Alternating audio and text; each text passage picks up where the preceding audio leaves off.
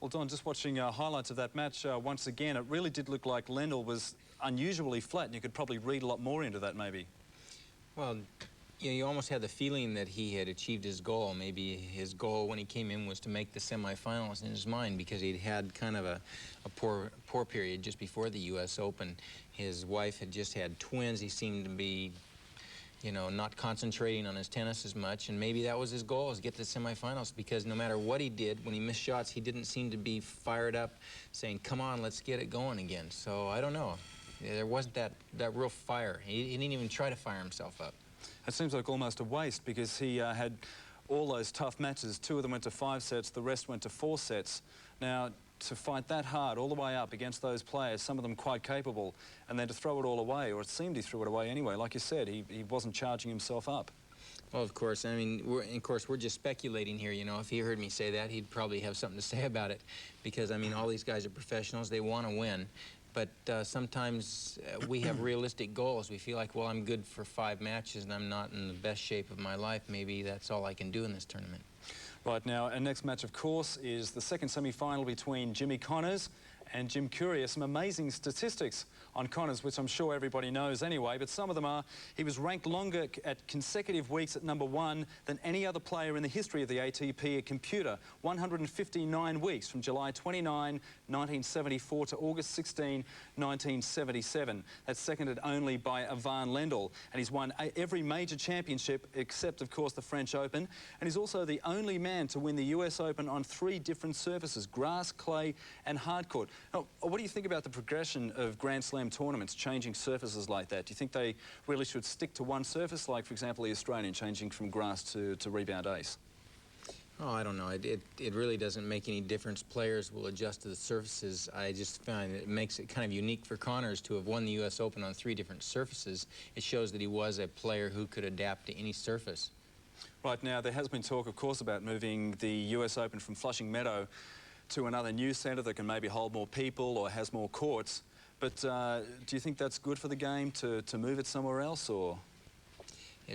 For the New York fans, it really doesn't make any difference. I think people like to get used to one place, and they have a sense of tradition, you know, and I think that's what the Australians still miss, is they still think of Kooyong as their place, you know, and it has such tradition behind it. You feel like when you walk on there, you're walking on with the players of the past and the greats and the legends, but I don't think that it really hurts the game in New York so much, because the fans will be there and they'll still be going crazy regardless.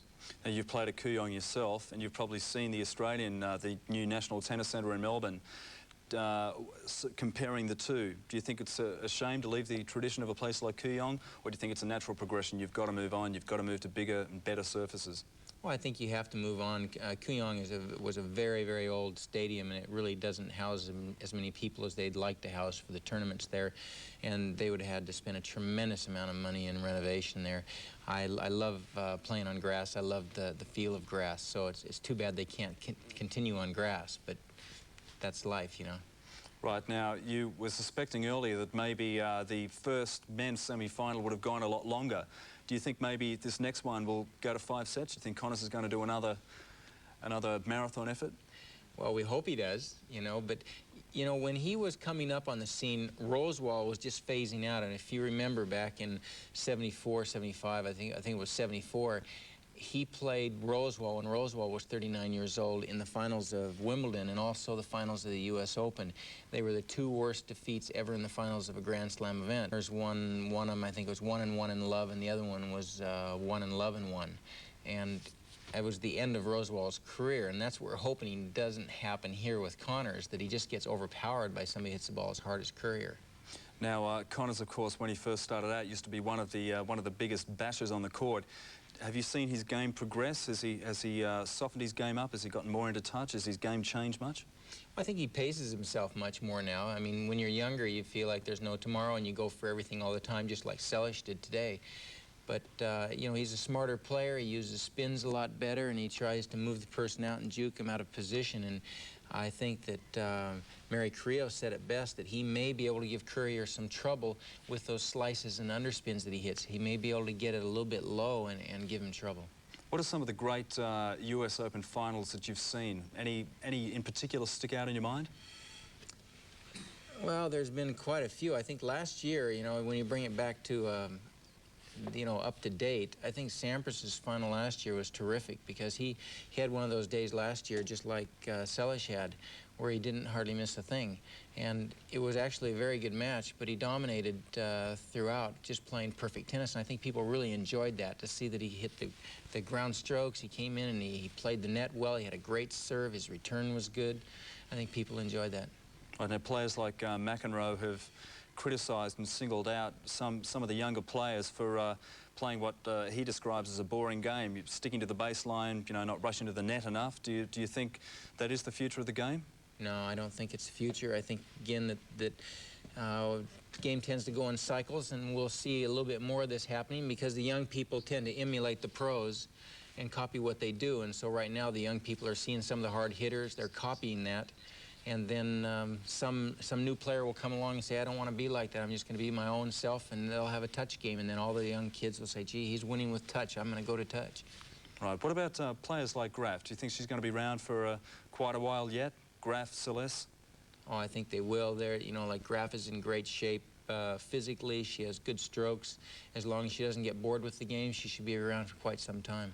Right. Now, I guess the US Open, being an American yourself, must be your favorite tournament.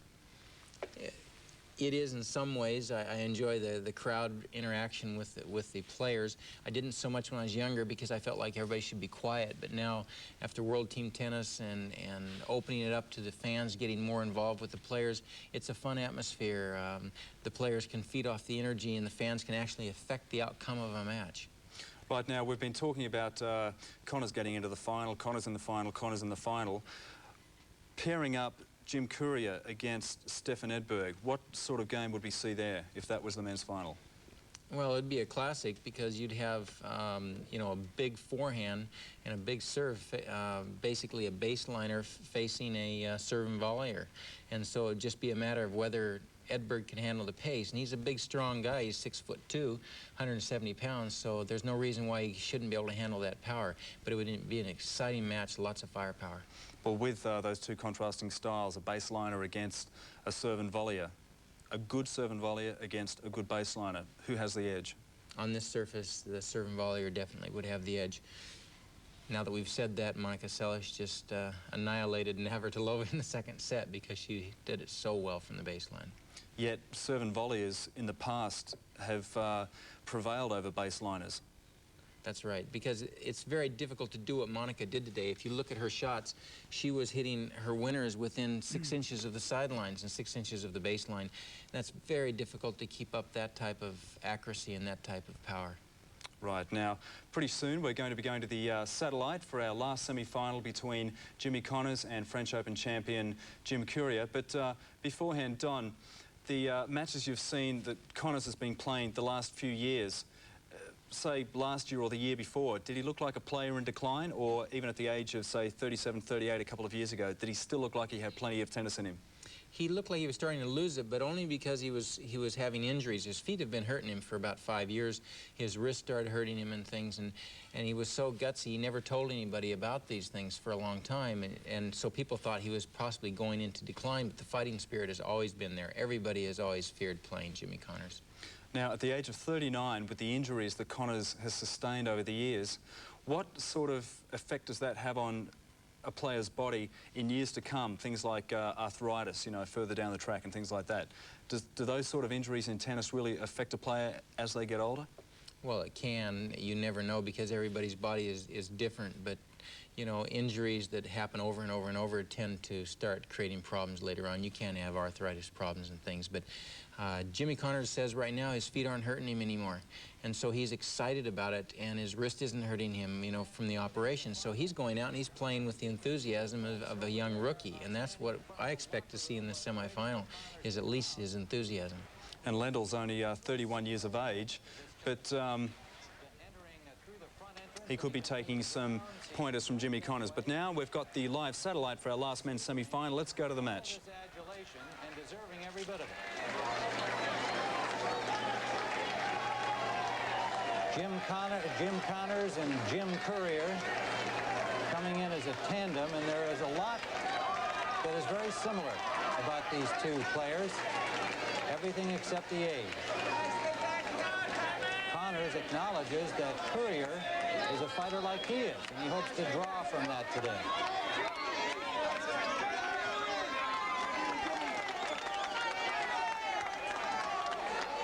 Clearly, Jimmy sees a lot of himself in young Jim Courier. It adds yet another element to the kind of drama that he's been involved in every single match of the tournament.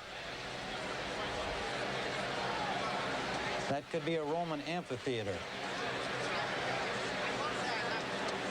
The stadium court, every nook and cranny is filled, and you can be sure a few of those tickets were sold for $1 or $2 more than they are actually worth. Players passing now near the grandstand court. You can see it behind just as they approach stadium court through this tunnel. And here it takes on the look of a heavyweight championship fight, doesn't it? Good luck, Jimmy. Jimmy, go for it. Interesting to note that the challenger here comes in first.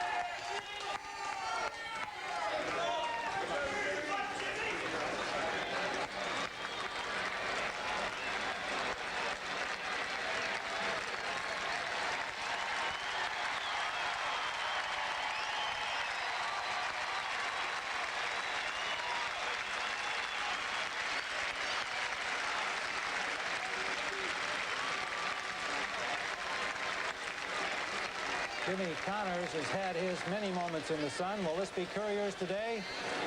Now, last night, Pat Summerall visited with Jimmy Connors at his hotel in Manhattan, and he found the champion of U.S. Open's past firmly focused on the moment today.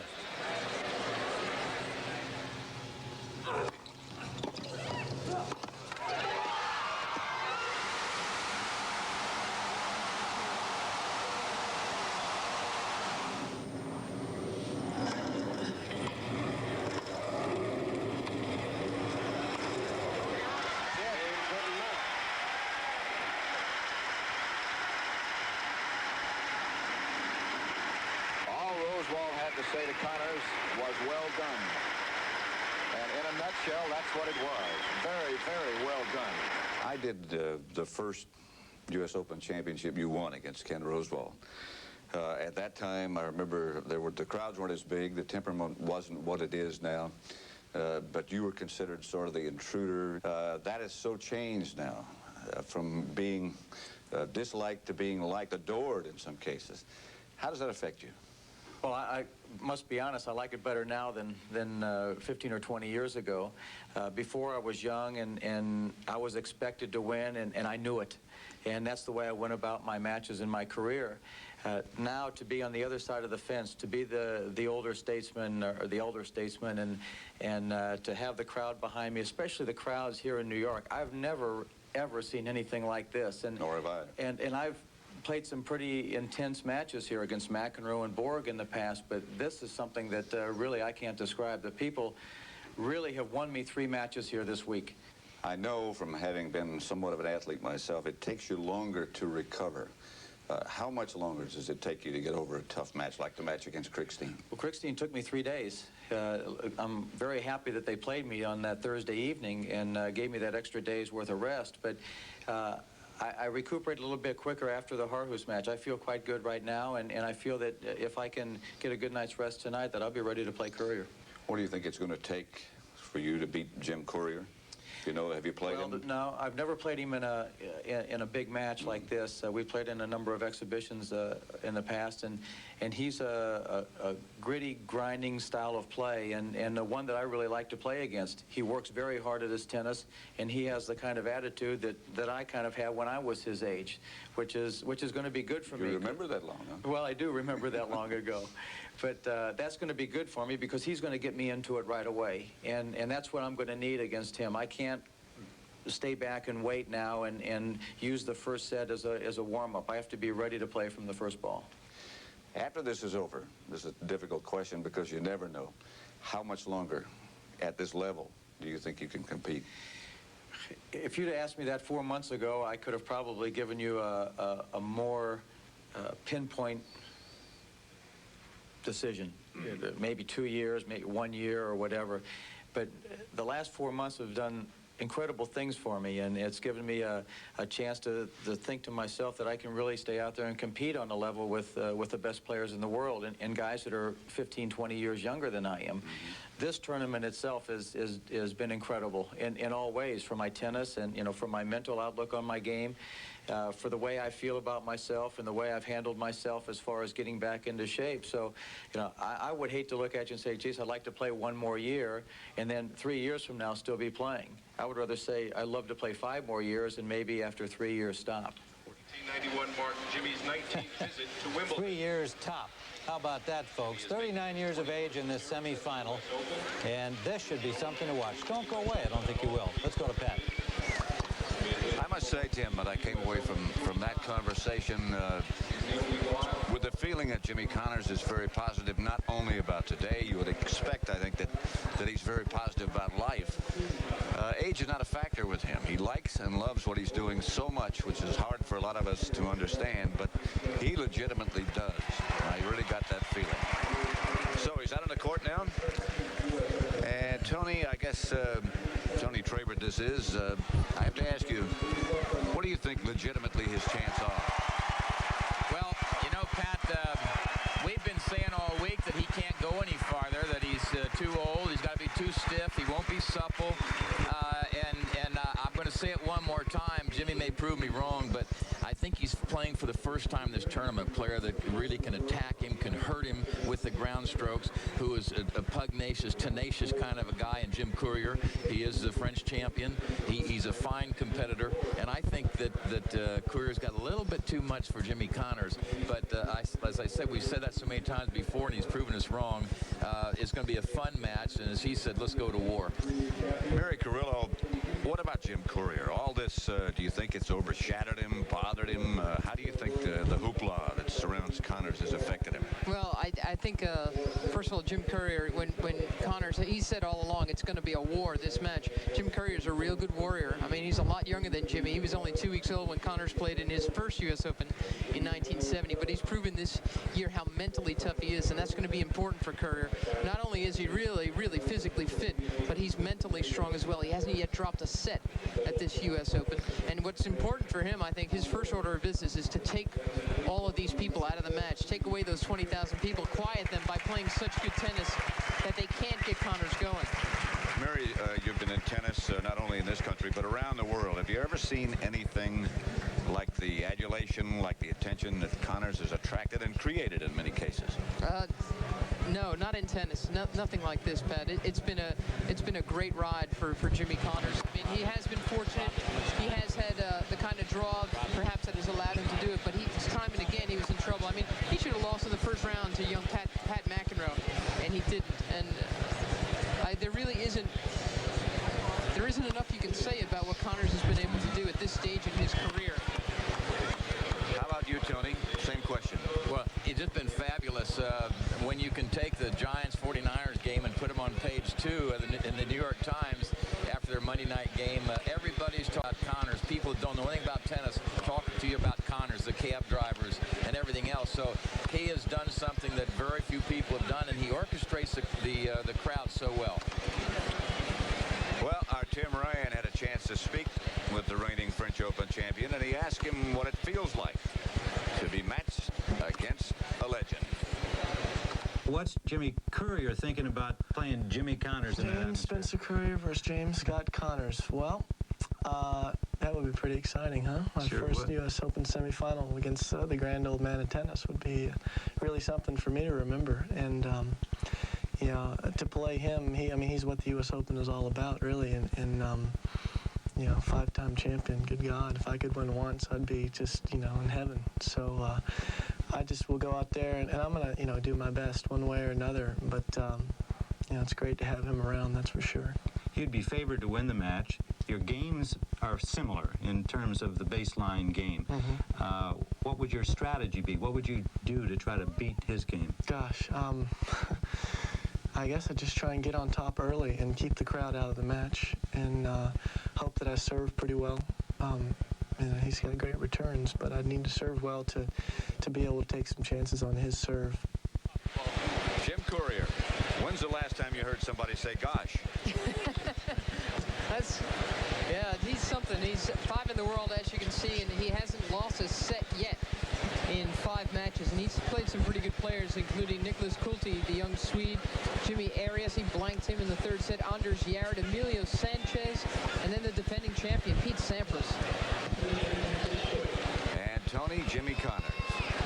Well, as everyone knows, he's really had to battle to get this far. Some long, tough matches. And at age 39, everybody was trying to write him off and put him in the coffin, but nobody's been able to do it. Tough match with Patrick McEnroe, as you see. Krickstein, a long 5-setter. The Harhus match really helped him a lot because it wasn't as tough physically, as demanding physically. So as he mentioned, he's really feeling pretty good physically right now, and obviously that's one of the keys.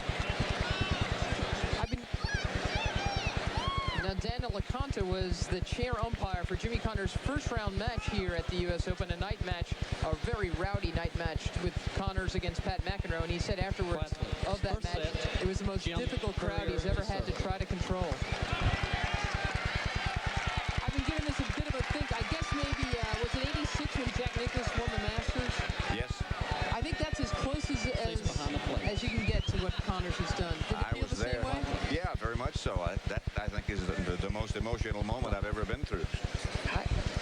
Connors, that could be a factor. Played 5 hours more tennis in this championship than Courier had to play.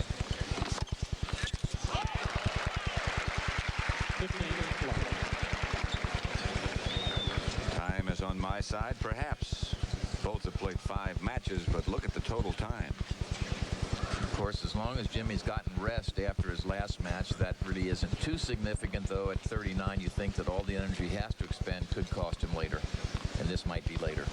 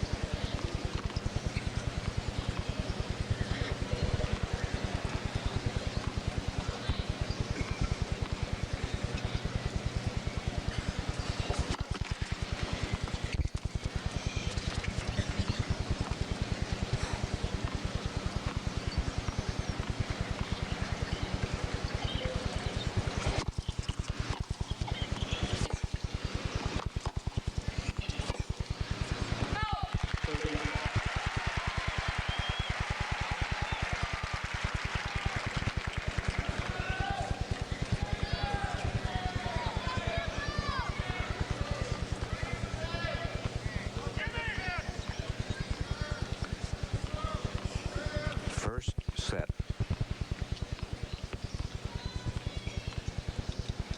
30 all.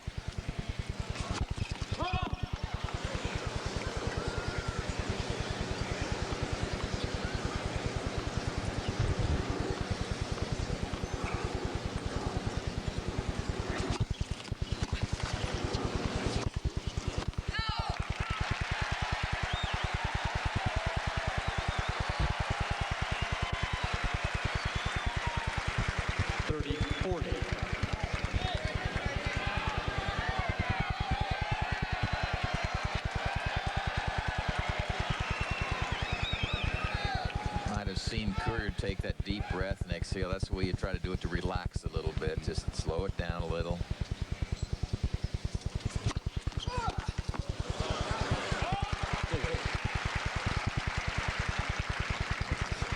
His coach, Jose Higueras, told Jim Courier, be prepared for anything out there. Yeah, and everything. But Paul Harhus, who lost to Connors in the last round, said, it wasn't the crowd that bothered me, it was Connors' game. Yep.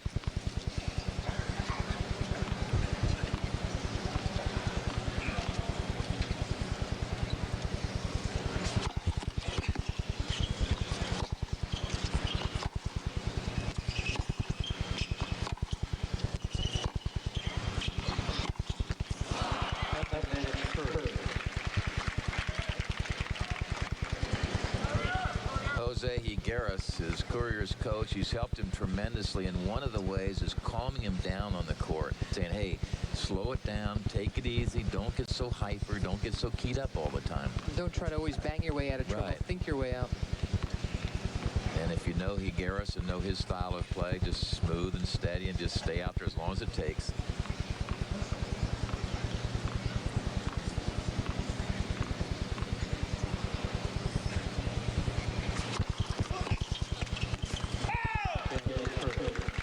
Game to Courier. And he wins the first game, first set, semifinal.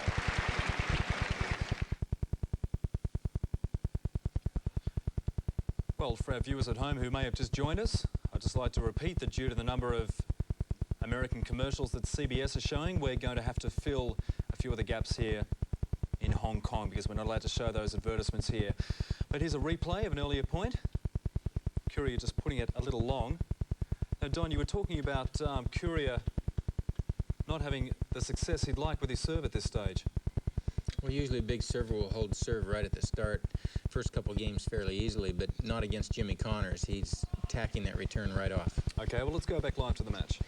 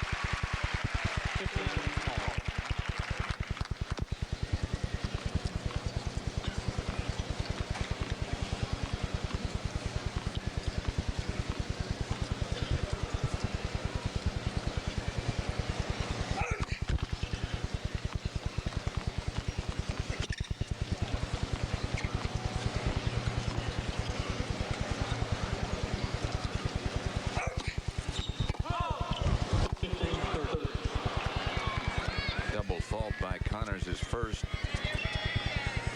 One thing he said, as you listened to Hurt in that interview, I don't want to get behind early. Right.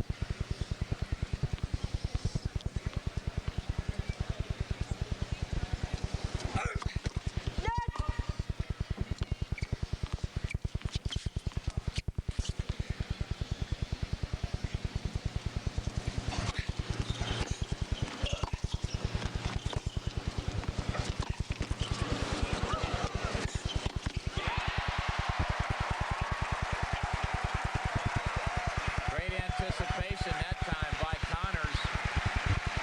You'll see Connors at the net. He waits, and then gets ready. You see very little stroke on the volley. He just uses the speed, blocks it into the open court. See that? The racket hardly went backwards at all.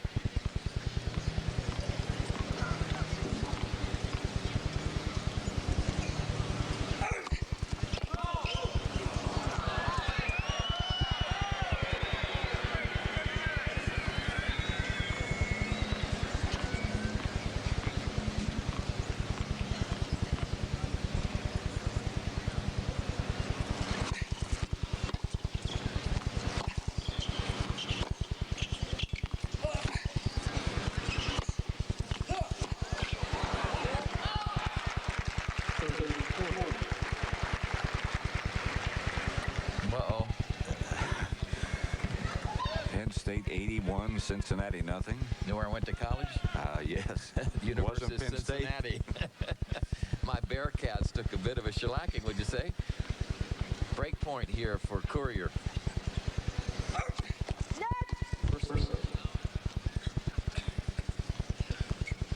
Penn State running backs must be more tired than Connors has been. Score like that.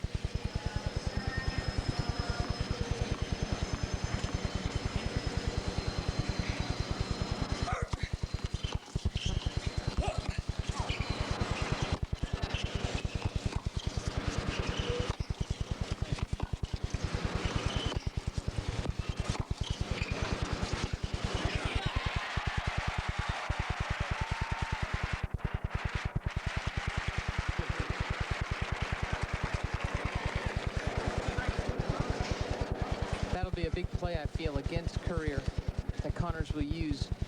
Cross-court forehands and down-the-line backhands to the Courier backhand. He's got a kind of an awkward grip he uses off that backhand side. And with that low sliding ball, that could give him trouble.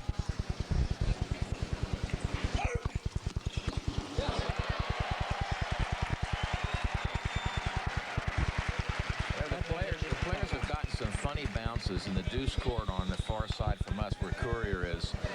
The ball has jumped up on him some, and several players have responded to that. You know, match point to Lendl. Yep.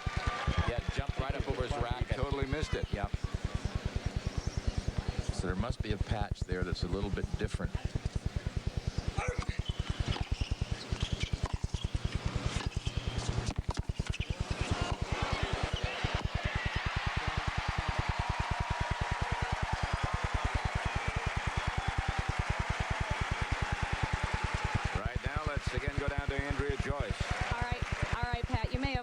That you have not seen Jim Courier's parents, Jim and Linda Courier, in the players box throughout this tournament. That's because they're not here for a very good reason. Call it superstition.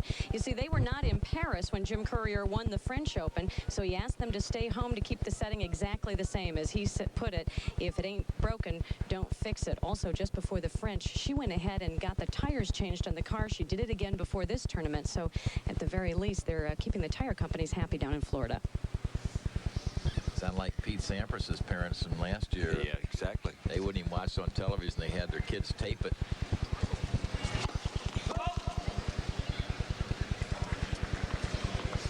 This stadium is 3 times bigger than the town that Jim Courier comes from. Dade City.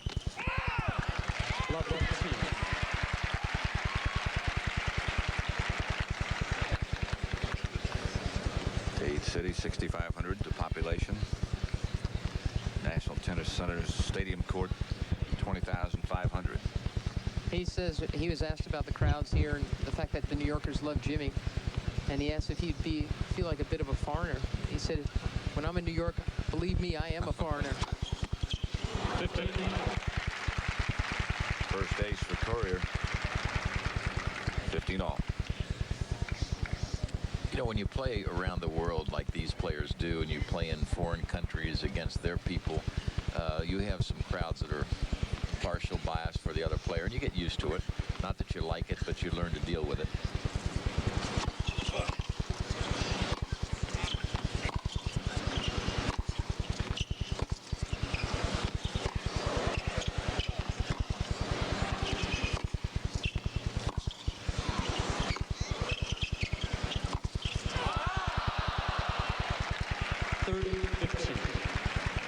I guess Davis Cup would be the best example of that. When they raise the flag, you're down in another country, they can get pretty rowdy.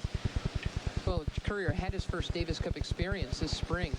He played in Mexico, very high altitude. He couldn't quite get used to it. The fact was, he lost both the singles matches there. A lot of people have lost matches there at 7,500 feet.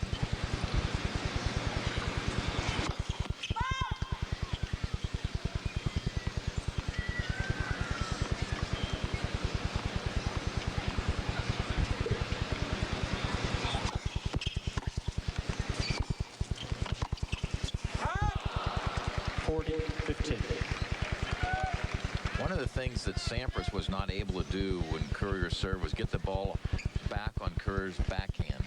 which is not as aggressive a shot. You return that ball onto the forehand. Normally, Courier tries to put you on the defensive immediately. And it'll be interesting to see if Jimmy can direct that return to the backhand.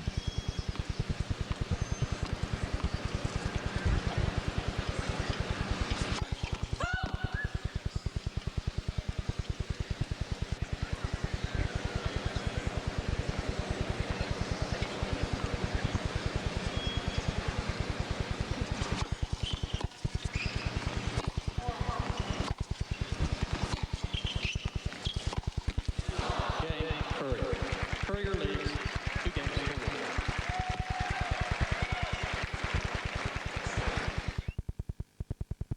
1. Let's take a look at a replay. One of the points from that last match. Don, you were saying it's interesting to note, only after 3 games, Courier is dripping in sweat, and Connors is only just starting to sweat. Well, like you said, he could be a person that does perspire a bit more, but he also could be a bit nervous, which causes you to perspire a lot more. And it's great to see Connors attacking so much. He's really going after the ball. Every time it's slightly short, he's pounding it, and he's missing a few right now, but if he starts making those shots, Courier will really start paying for the short ones. Okay, well, let's go now back live to the match.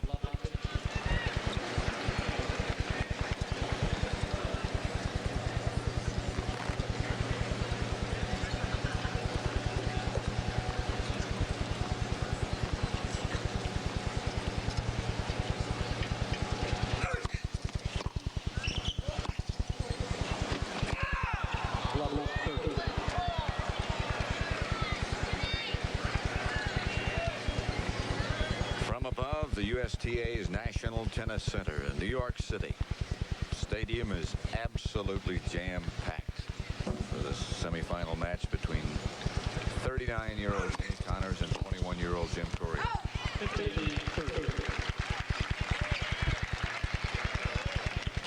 Tough ticket.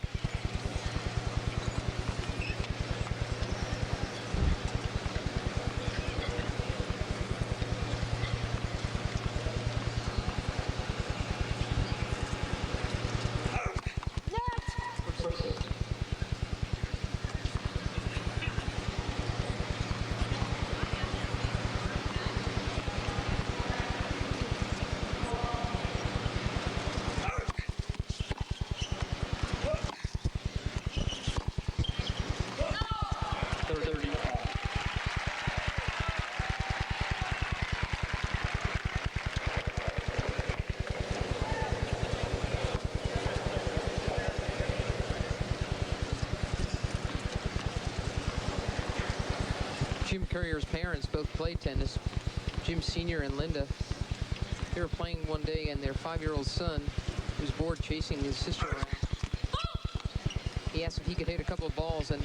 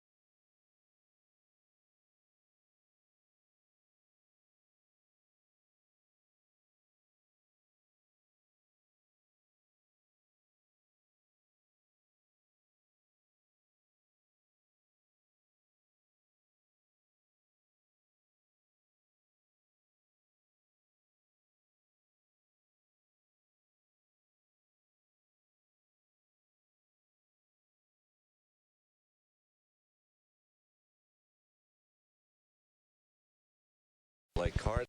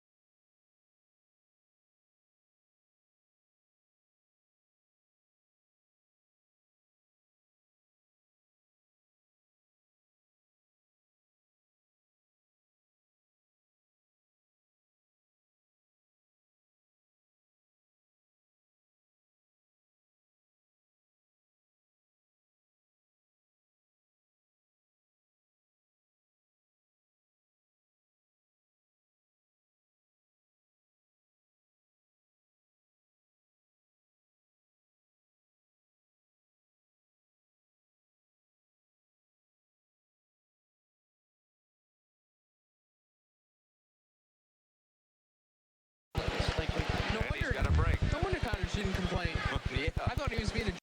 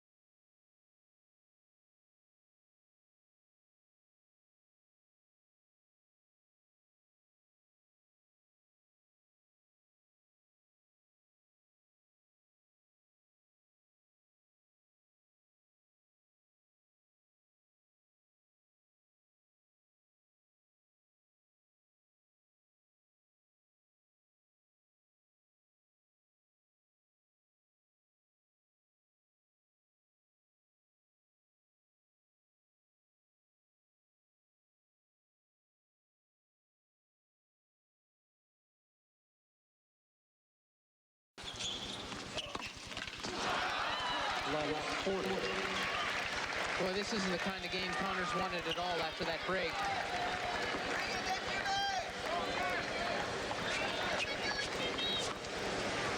Break point for Courier.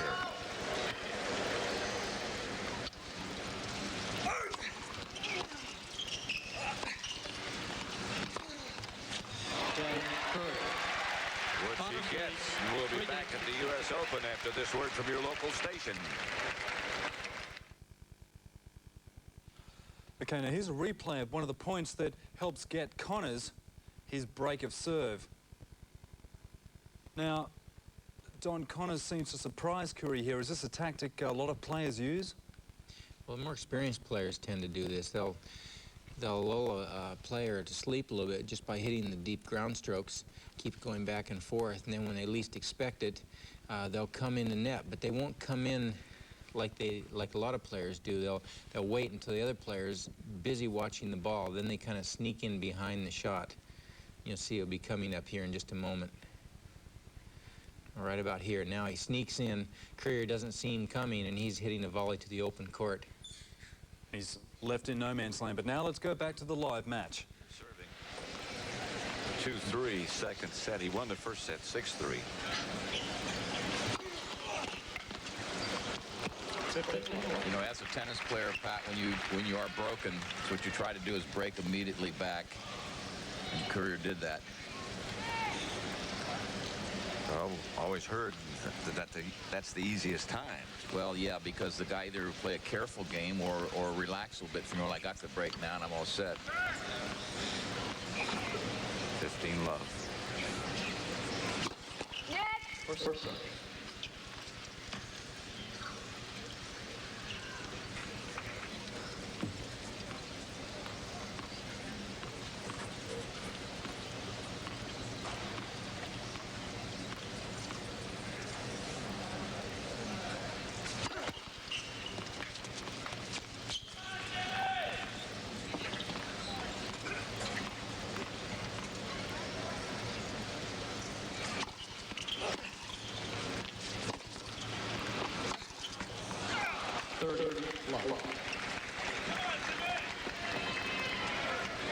Sort of gotten away from Connors for the moment. He's sort of hit a lull, making a bunch of unforced errors.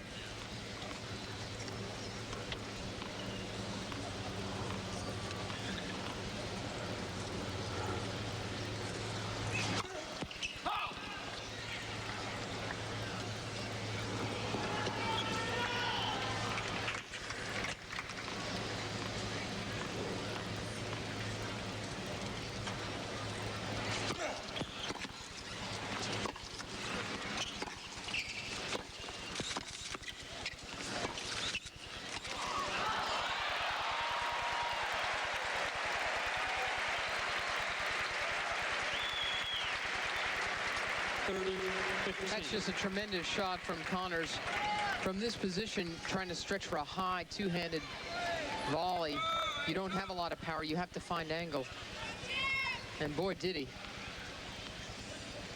That just can't be done much better. Legend has it, Tony, that you were able to bounce backhand smashes over fences. Nice legend. That's not true. Billie Jean King claims that you could do that off a backhand smash. I did do it on occasion. You just got to be just right. Can't be from the service line. Though, if you're going to hit it with any kind of power, what power you can generate, you have to lay the wrist back, get that racket head down, then just snap it back as hard as you can.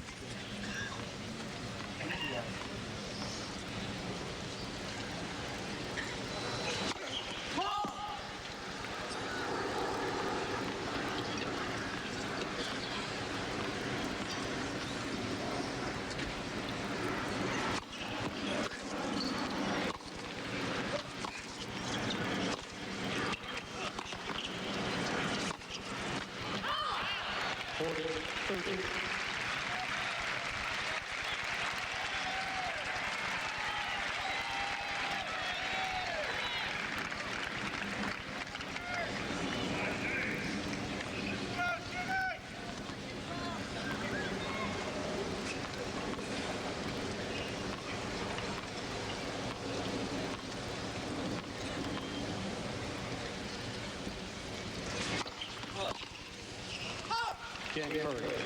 3 games. Game to Courier. Tony, that is a very interesting magazine you have there. Well, a friend of mine, Dick Squires, stopped by and gave this to me. It's from September of 1981, and it says here, "Will Jimmy come back?" That was 10 years ago. We can't get rid of this guy. He's still hanging around. The U.S. Open 100th anniversary issue. I thought it was very interesting. In 1981, they wanted to know if Jimmy would come back, and here he is. It was a fair question back then. 3-all, second set.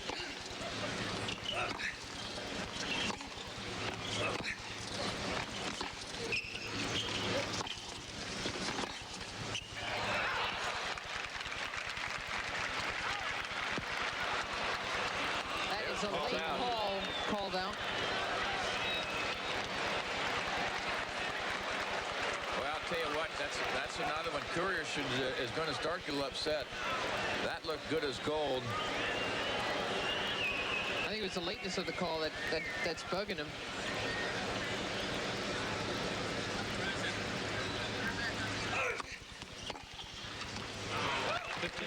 Care of that. As I said 10 years ago, in 1981, Borg had been dominating for that, from the late 70s until the early 80s, and of course then John McEnroe began to take over the game, and Connors was a distant 3, or a 4 even, and then in 1982 he came back and won both Wimbledon and the U.S. Open. It also says on the front of this, "Will Borg ever win?" which means U.S. Open. And he never did. Nope. Connors came back again and won the U.S. Open in '83.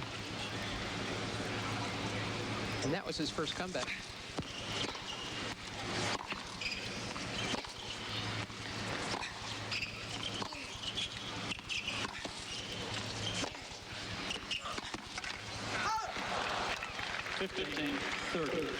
Ken Rosewall was pretty good at coming back.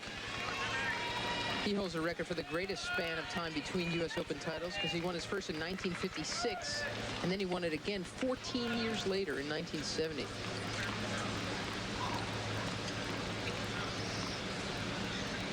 Rosewall also had won his first French Open when he was 18 years old in 1953, and then turned around and did it 15 years later in '68.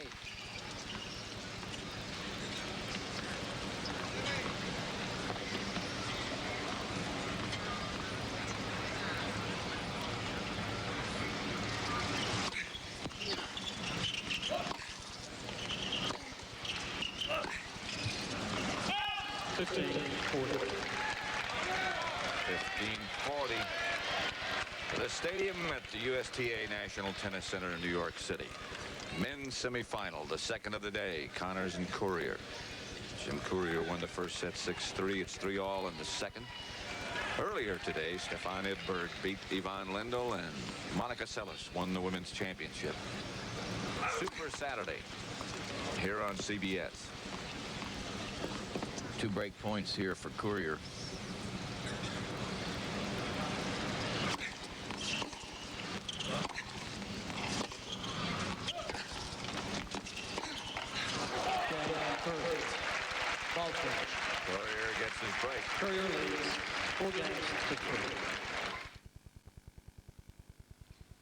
Okay, let's take a look at the break point from that last match with Jim Courier doing a Jimmy Connors to Jimmy Connors almost. Really hitting the ball well, both of them. Jimmy Connors comes in on a fairly good approach shot, not quite deep enough, but Courier way behind the baseline, rips it cross court. That heavy topspin, no chance for Jimmy. It's not easy to hit a passing shot from that deep behind the baseline. He was about 10 feet back at least, leaning away, so it shows you how strong Jim Courier is. He and Yvonne Lendl and Stefan Edberg are all 6'2" tall, so they're big guys, and they're strong enough to get away with things that some of the smaller guys wouldn't be able to do. Okay, let's go back to the match. The men's semifinal of 1991. One of them has already been played earlier today. Edberg beat Lendl. This is Jim Courier. Played an excellent match to this point.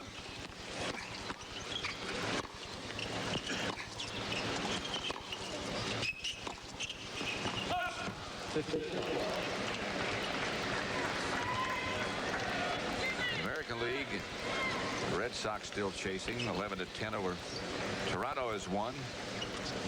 Over at Shea Stadium, Braves won. Penn State beat Cincinnati. Notre Dame has won, 49-27. Boston College, that would be a big upset, 10-7 over Michigan at the half. 30. Courier's done such a terrific job. Here was down a break, 3-1. I think the crowd couldn't really get into it because the decision to make it 3-1 was, I think a lot of people were confused by it. Well, he's never looked back. He's only lost 3 points since then, Courier. This is the way he's played throughout the entire tournament. Just quietly goes about his business. He's a grinder, a hard worker. Just quietly puts you away. Jose Higueras now in recent years has coached 2 French Open champions. It was Michael Chang under Higueras' tutelage who won the French.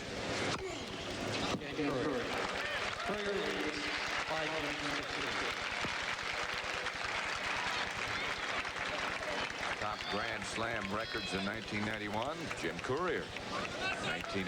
Edberg, 20-3. Becker, 20-3. Steek, 18-3. Leads 5-3 now. In the second set after winning the first 6-3. Connors serving.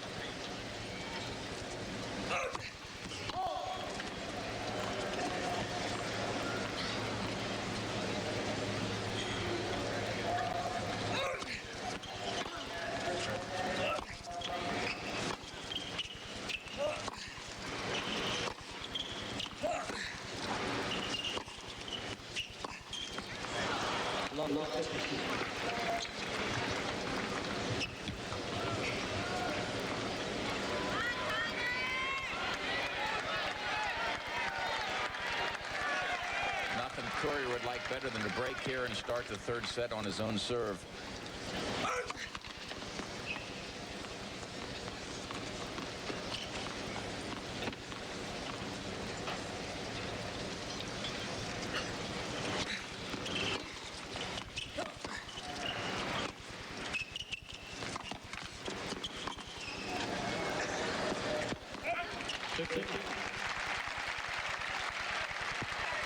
Jim Courier, ranked number 5, 21 years old, 6'1", 173. Lives in Dade City, Florida. He was born in Sanford, Florida, which is known as, to them at least, as the celery capital of the world.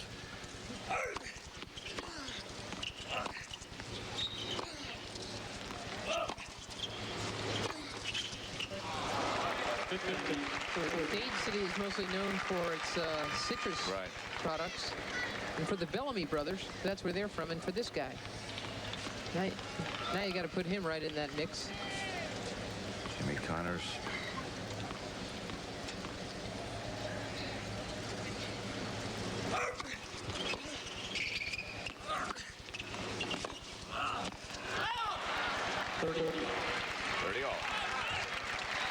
Jimmy now lives in Santa Barbara, California. 39 years old, ranked 174th. Well, that rank will change. The next ranking, he'll go up to about 70 in the world, which means he'll no longer need a wild card to get into events. With that kind of ranking, he needed a wild card. This is the farthest a wild card has ever gone at the U.S. Open.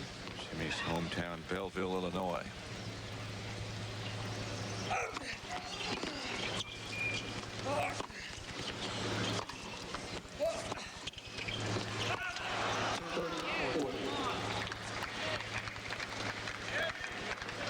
Courier has a break point.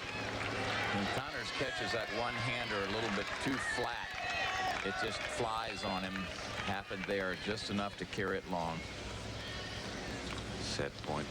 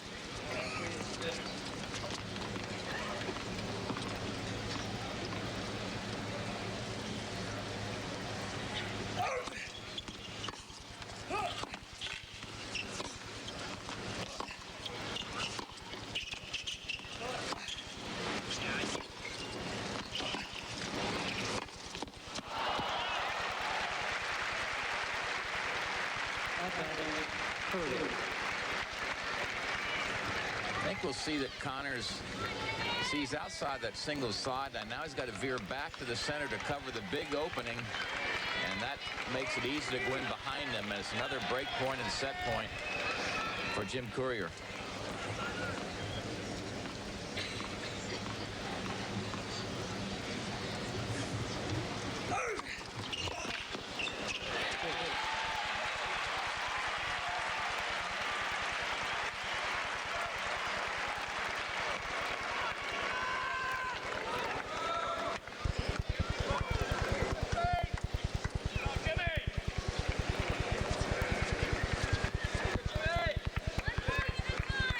Connors has been in worse messes than this in this tournament, but not against such a good player.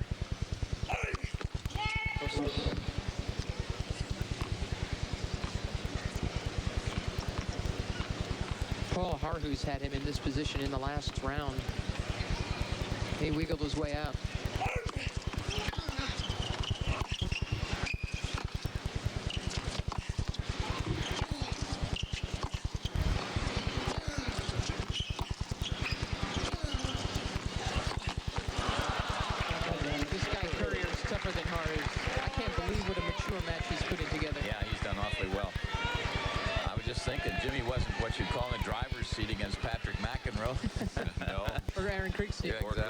Yeah. He was in the rumble seat.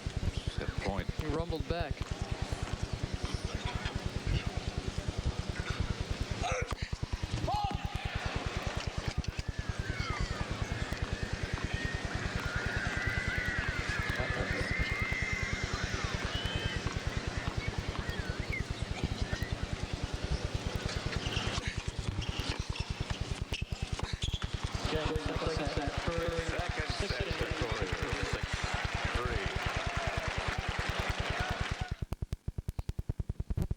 Here we have a replay that gives Courier his second set point against Jimmy Connors. Connors to serve. Now, Don, you were saying before that Connors time and again seems to be getting these shots that are very close to the line, but just out. When is he going to start getting them in? Well, it's going to take a lot of concentration. He's going to have to just play the ball and forget about the ones he's missed that have been close, because I think that it's causing him to hit a lot of short balls because he's worried about hitting the deep ball and just missing on it. Now, right here, he's got a perfect opportunity to approach, but he hits it so short, Courier has all day to line up on it. Okay, well, let's go back to the live satellite. Courier. That's wide. First game, second set. Courier's put an awful lot of pressure on the Connors serve. Jimmy served 9 service games. Been broken 4 times. behind games.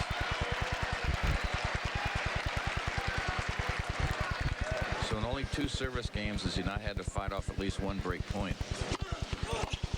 15 all.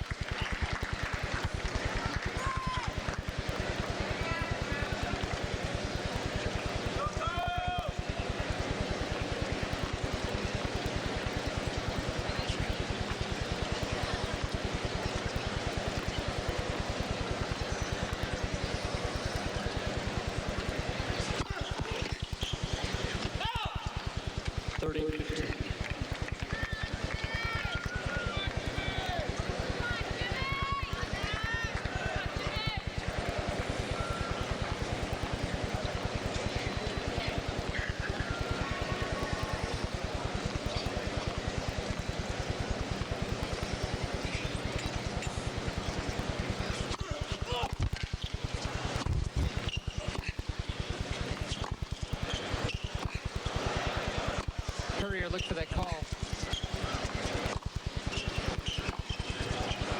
There it is. 4-15. And that's what's so great about the way Courier is playing. The calls have not gone his way, and he plays right through them. He's keeping things much cleaner, as you can see, on his side of the court.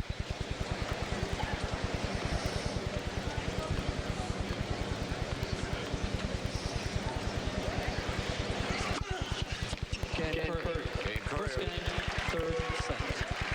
8 aces. He leads 1-love. Third set.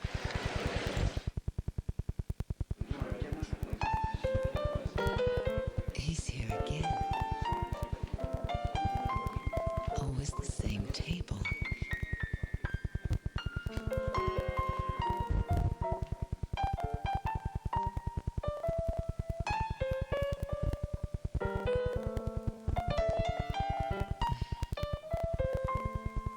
He's so XO.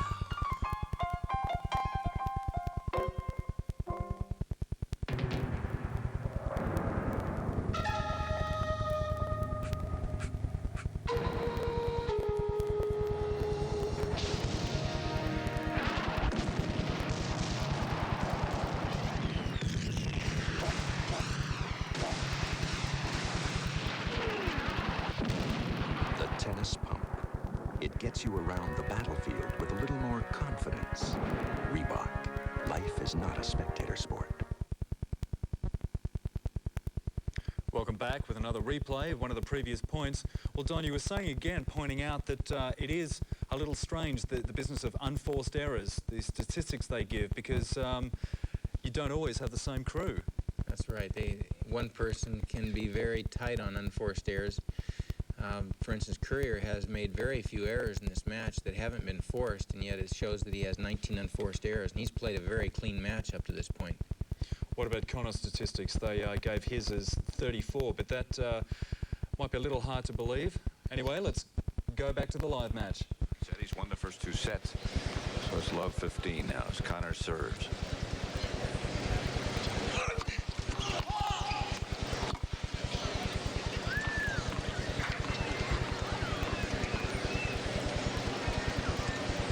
Is there a doctor in the house? That's Neil Patrick. Doogie Howser.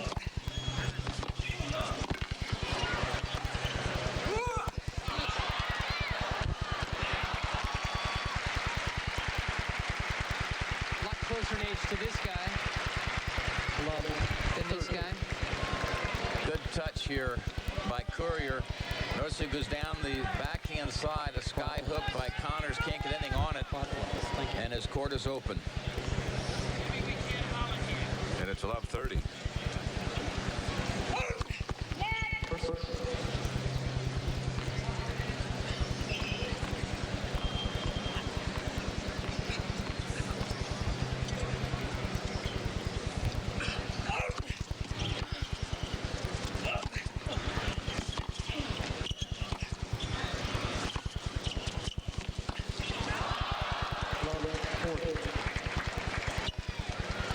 Again, Connors facing break points on his serve. Things starting to slip away.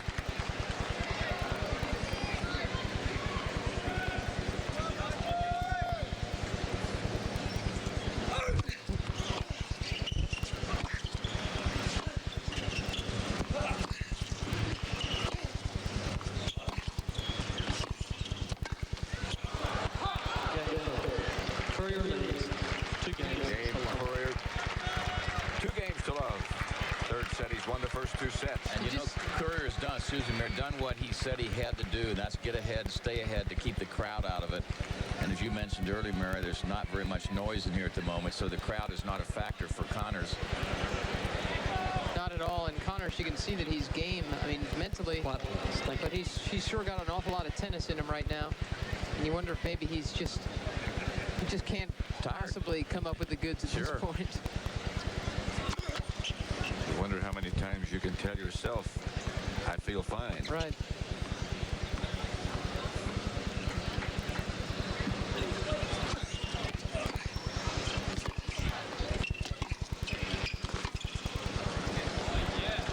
After his match against Harry Crickstein, Jimmy Connors walked around the locker room for 90 minutes so he wouldn't cramp. Had 2 liters of IV fluid running into his veins.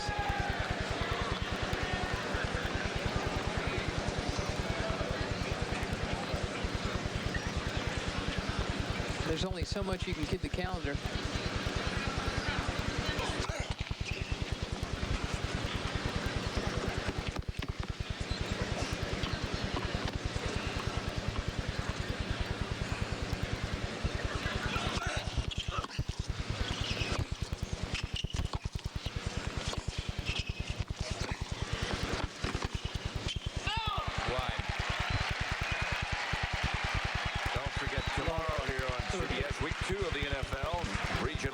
Most of you will see the Rams against the Super Bowl champions, the Giants, hot off their last-minute field goal against the 49ers.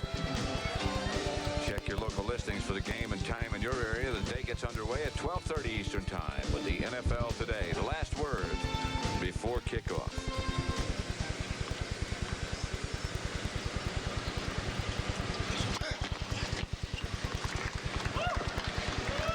And, of course, after those games, it will be followed by the men's final here from the National Tennis Center. Ed Bird will be one of the participants, and it looks more and more like it will be Jim Courier. You know, this match reminds me more and more of last year's semifinal match here between John McEnroe and Pete Sampras. John got to the semis. Everyone was excited. He really hadn't beaten a real top fast court player except Wheaton, who's still young and learning, and Sampras beat him in 4 pretty easy sets.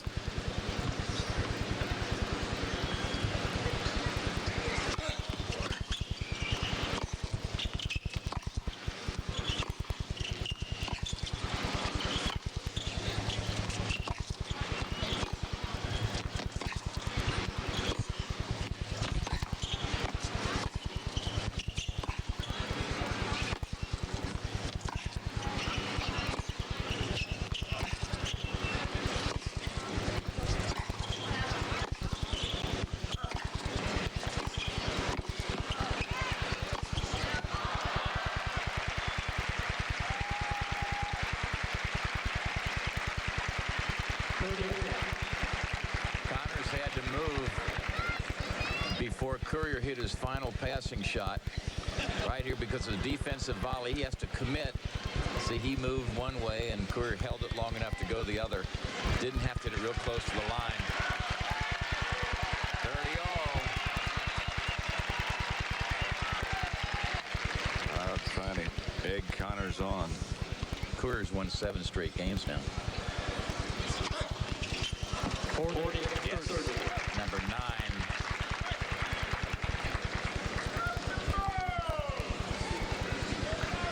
What Chris Everett was saying this morning about Jimmy that she couldn't believe after speaking with him last night is that he said, you know, mentally I'm there. Physically I'm a little shot. Sure. Chris said, you know, the last 3 years she played tennis, it was the mental part that was hard for her. That's never been Connor's problem.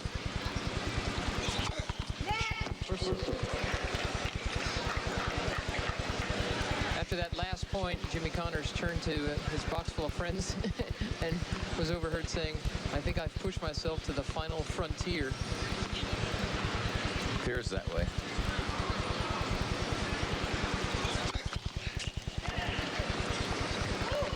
Well, they say age should be respected. Youth must be served. Double fault. That's number 3 by Courier. Courier said when he turned pro 4 years ago, what he really wanted was to one day be able to play Jimmy Connors and John McEnroe before they left the game.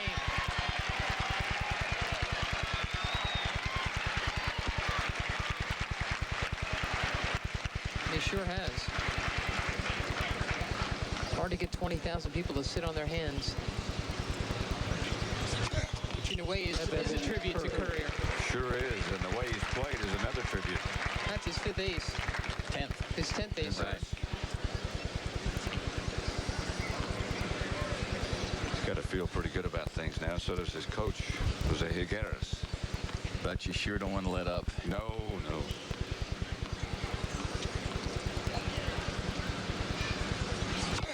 Oh!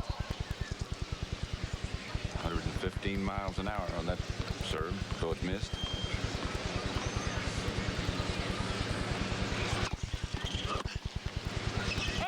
Game over. Courier leads 3 games to love, 3rd set. Okay, now taking a look at one of our previous points, Don, you were mentioning earlier that Connors seems to be consistently and sometimes successfully trying to pin Courier down into one of those back corners.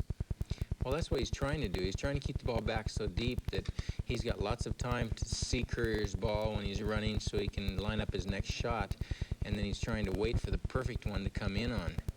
Now here he's doing a good job. He's leaning into every shot. He's keeping Courier back close to the baseline, waiting for his opportunity, and he's also leaning in when he's hitting a lot of these shots now where he wasn't doing that earlier. Okay, we've got the match back live on satellite. Let's go back to Flushing Meadow. Leads in this one, 3 love. Still hovering above us, the Fuji USA blimp.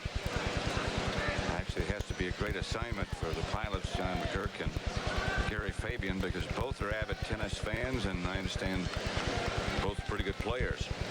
They haven't lost their serve up there yet either. No. The court's not very big, though.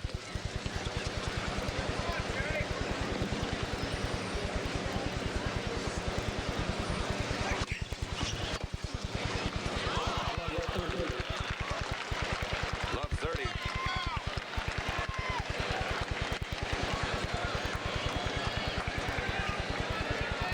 Quiet, please.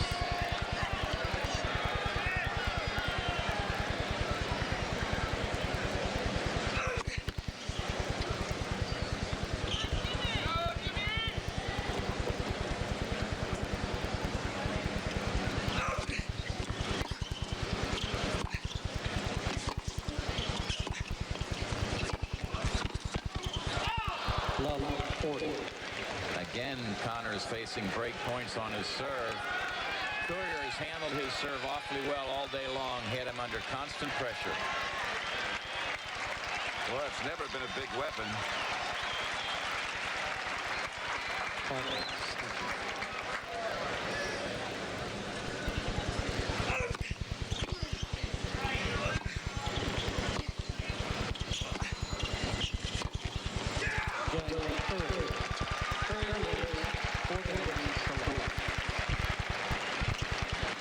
Remind you again that tomorrow, the men's final, 4 o'clock Eastern time here as we finish the U.S. Open of 1991.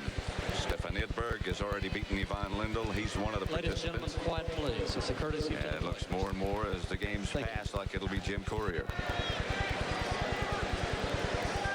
Courier's now won 9 games in a row.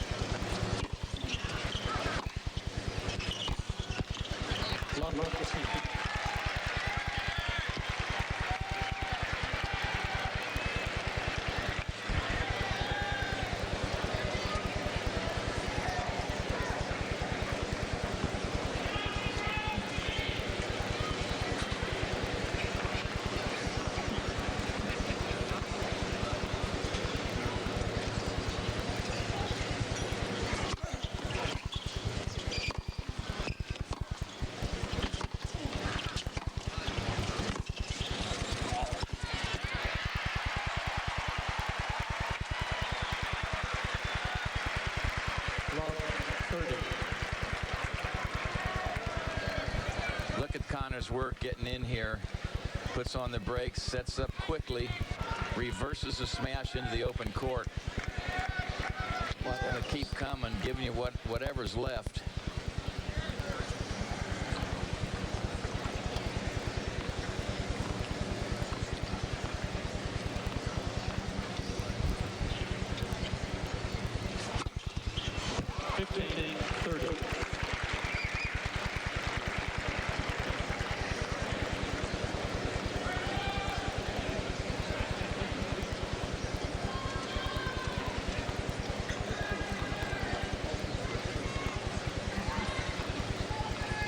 Was Courier's 11th ace.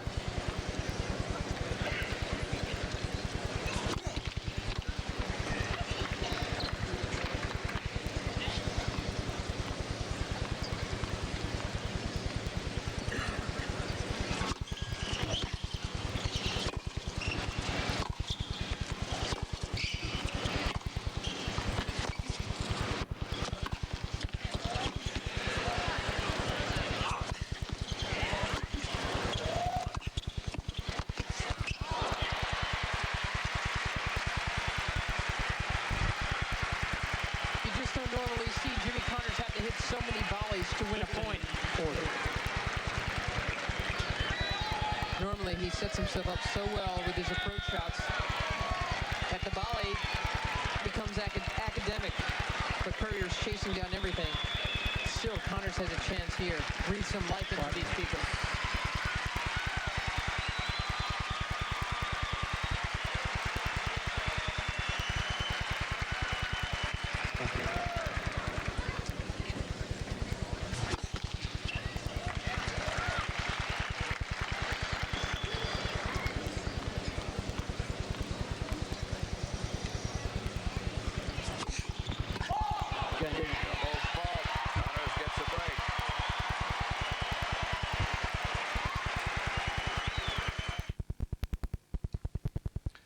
Here we go back to another replay with Jimmy Connors fighting to stay in this match. Now, Don, do you think we could be seeing Jimmy on his way to another one of those unbelievable comebacks? Well, anything's possible with Jimmy Connors. I tell you, he's not going to lie down and die. He'll keep concentrating and going for it. But you can see here, he has to work awfully hard for this point. You know, against a lot of other players, he would have won this point a long time ago. Okay, well, we've got the satellite back. Let's go live to the match. Doesn't feel like he has much chance to get into it because he'd be working the crowd a lot more. They were excited about getting a break.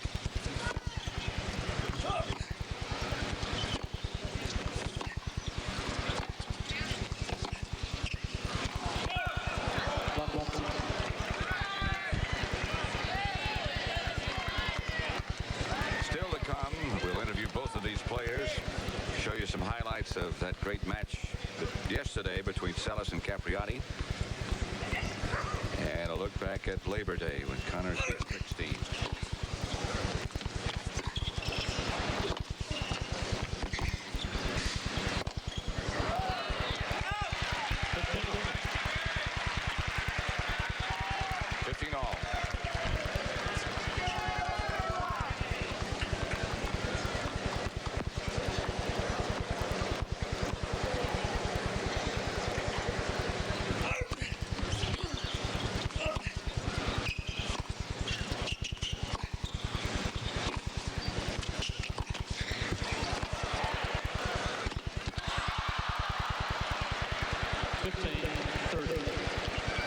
The old legs just wouldn't get Jimmy there as quickly as he wanted to get there. He's taken some sort of long steps, trying to get in and trying to close now from that deep position. See, just doesn't quite get there in time. Pretty understandable. Yes. 15-30.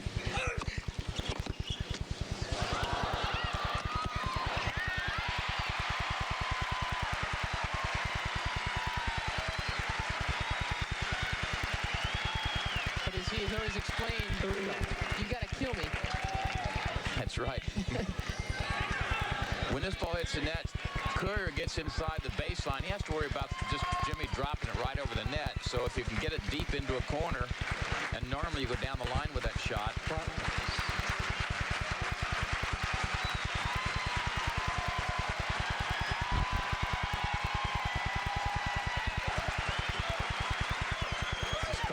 PR they're trying to do on Jimmy.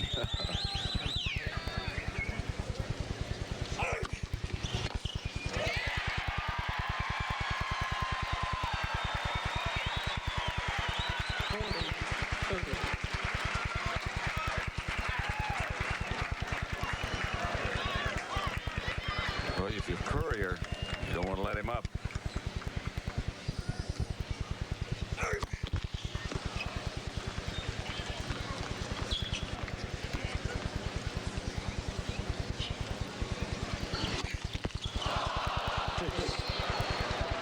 Four double fault.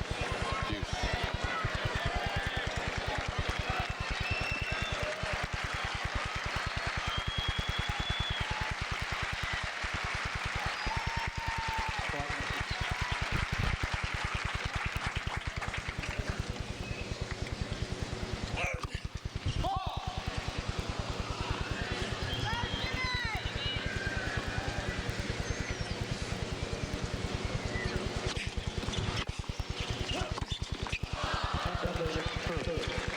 Good, smart play by Courier. Hammered that ball real deep.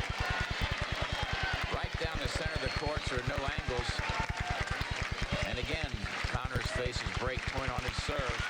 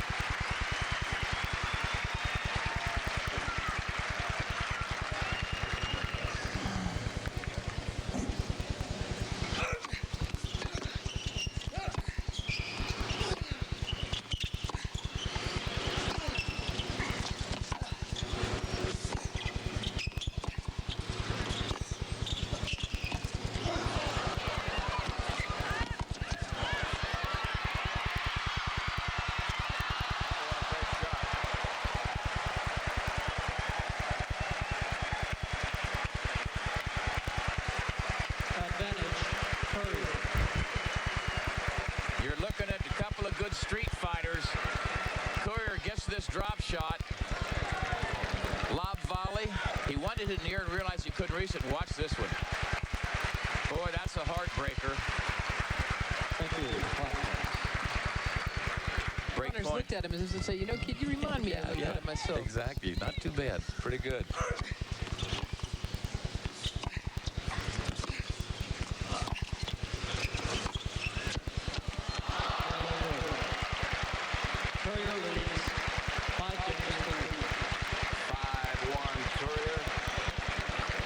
Sensational playing by that 21-year-old. He's now broken Connors 7 times.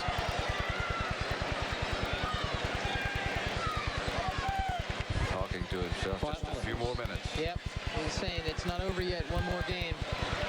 And that's a Higueras trait that he's taught him. Say, look at this, don't get too excited yet. Don't be thinking about your speeches, you know, your next round. Thank you. There's Jose Higueras, lower right-hand part of your screen.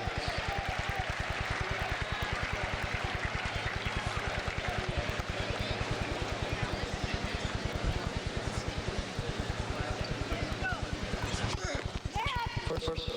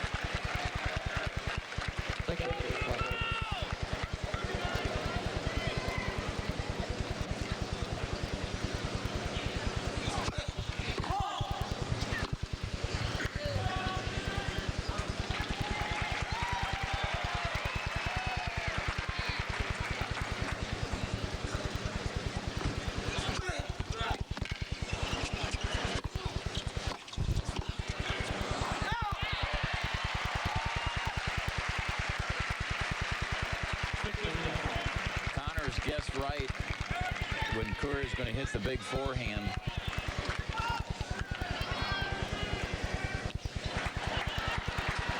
It's 15-all.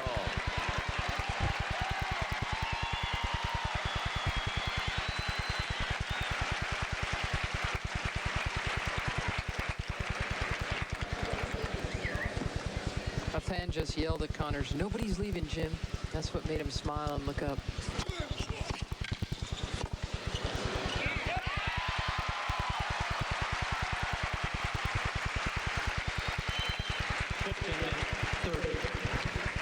Here's the return to serve of Connors. Always alert, always on his toes.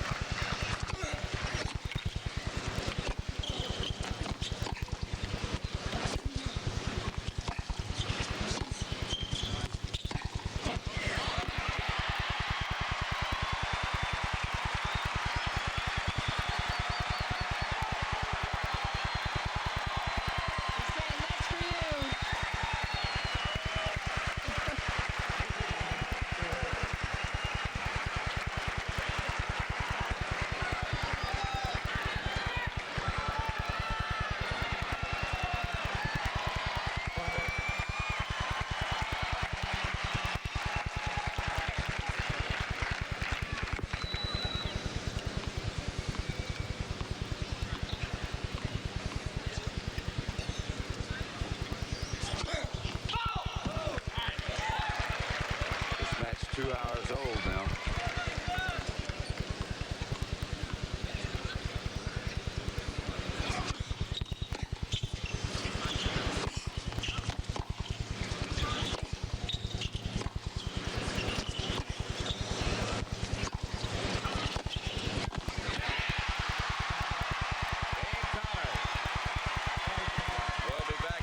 Open after this word from your local station. Okay, let's go back to a replay with Connors having break point, and just when the chips seem like they're down, Connors seems to be able to wind up the crowd as usual in his favour and almost use it against Jim Courier, and that's exactly what he did here before.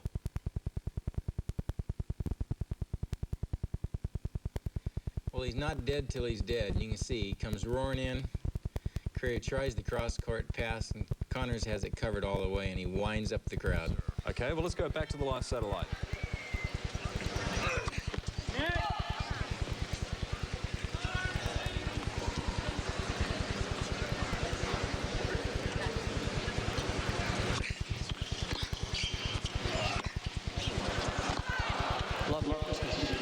That's what's so great about these fans here. They're honoring him. They're paying homage to him by staying. I don't think there's anyone who believes that Jimmy Connors can really win this match, but if they can't dance at his party, they'll honor his wake.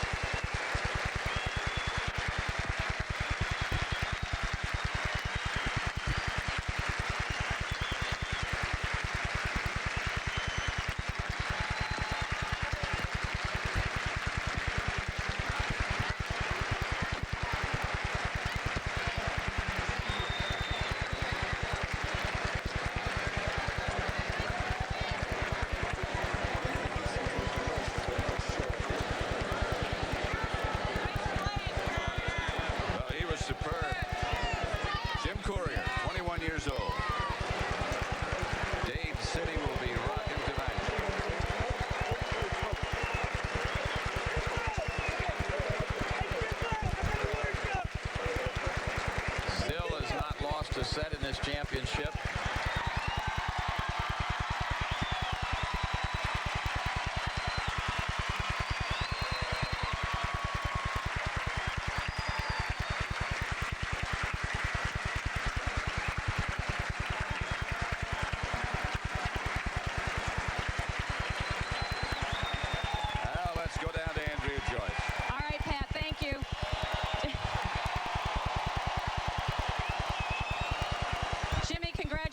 On a terrific tournament. You've got about 20,000 people here on their feet giving you an official thank you. Well, I think that, first of all, it's been my pleasure to play here. There's no doubt. But for these people to come out and to enjoy my tennis the way that I was able to play here the last 12 days, and for everything that I've been able to give them, these people have made me really what I am in the past, and I appreciate them still coming out to watch. What is it about this crowd, this New York crowd out here at the U.S. Open? What is this thing that you have going with them? Well, we grew up together. That's probably the main thing. And I've had good times and bad times here. And I think in the last 7 or 8 years that we have come to have a mutual respect for each other. And I come out and do what I do best, and which is try to give them blood and guts and everything that I have to offer. And they, in turn, show their appreciation by still coming out to watch and enjoy what I can do. But, you know, it's certain places are able to really give you a lift and give you some certain excitement. This is the place for me. A year ago, because of your wrist problems, you didn't know if you'd ever even play again. How satisfying does that make this experience? Oh, you know, like I said before, you know, to have a second chance at anything, you know, not many have a first chance, let alone a second chance. And, you know, I'm going to get the most out of this second chance that I can, and I'm going to enjoy it. I'm going to give it everything that I'm able to give it, like I did at the beginning of my career. And whatever happens, happens. And some good things happen like the last couple of weeks. Well, as the tournament wore on, it almost seemed like fate was pushing you in the direction of the finals and perhaps a victory. Did you ever feel invincible? Well, fate was pushing me that way, but in the end, you know, I guess, you know, Courier played some unbelievable tennis today, and I was a little bit sluggish. I couldn't quite get going like I wanted to, but he played well. If he plays like that tomorrow, it's going to be a heck of a match. Well, when he was serving for the match at 5-1 and you pulled off another game there, I think people were thinking that you were going to pull off one more miracle. Well, they stayed around. They didn't leave this time, but, you know, they, what can I say about this crowd? This is the greatest crowd to play in front of, and, you know, I gave it my best, that's all. I think the folks out here are wondering, are you going to be back to celebrate your 40th birthday here in New York? Well, we'll wait and see. I'd like to be a force next year, and if I can get back in a little bit better shape and keep going in the direction that I'm going right now, and my game keeps picking up a little bit along the way, then, you know, I'd love to get back here and play again if my game is at a level where I think I can compete. So I would have to say that if I'm going in this direction, that I'd love to come back. Jimmy, thanks again for all the terrific moments the last 2 weeks. All right, let's go back upstairs to Pat.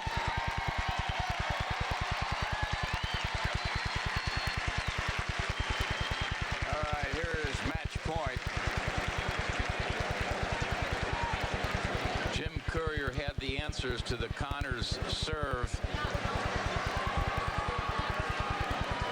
His reaction.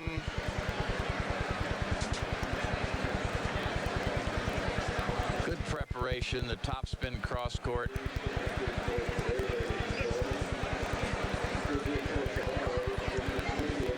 And here's Connors.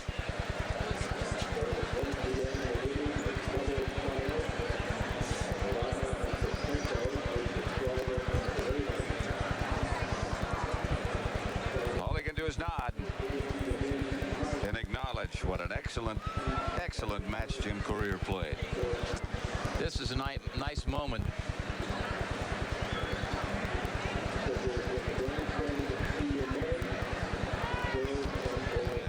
Well, if you're wondering how bad Jimmy Connors' wrist was, in the words of his doctor, his wrist, or the muscles in his wrist, had actually exploded, and only an operation saved his game, and the rest is history. Congratulations, though, to Jim Courier. Now, Don, why did Jim Courier deserve to win that match?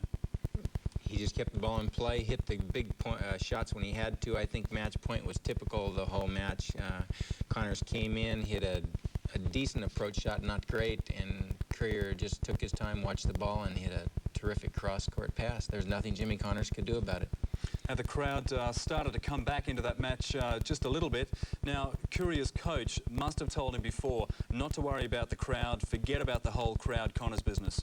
Yeah, Courier showed a lot of maturity in this match. He didn't get upset about anything. The only time was on that one break point that Connors was able to get against him in the second set. He ran over like he was going to get upset, and you could tell as he ran, he rethought it and ran over and picked up a towel and turned around and toweled off and walked back. And I think it was a very smart thing to do. Okay, well, Don, thank you very much for your help again this evening, and thank you for staying up with us all night. Now, our tennis hasn't finished yet. Today, we've got highlights of both men's semi-finals at 12:50, and then highlights of the women's final at 11:30 p.m. tonight. And, of course, the highlight, the men's final, which you can see 4 a.m. That's 4 o'clock Monday morning. Hope you can join us. See you then.